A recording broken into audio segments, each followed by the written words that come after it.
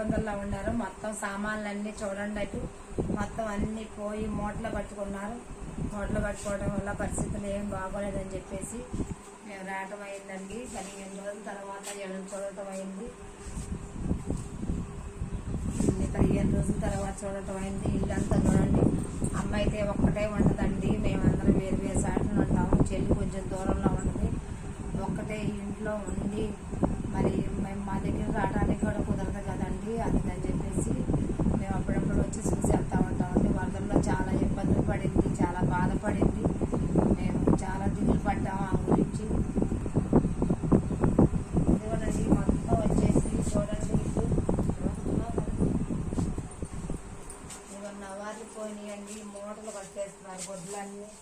ఇవన్నీ తడిసిపోయి సామాన్లు పోయినాయి, ఎన్ని పోయినాయి, ఎన్ని మూటలు కట్టుకున్నారు. అసలు ఇటు చూస్తే చాలా భయంకరంగా ఉందండి.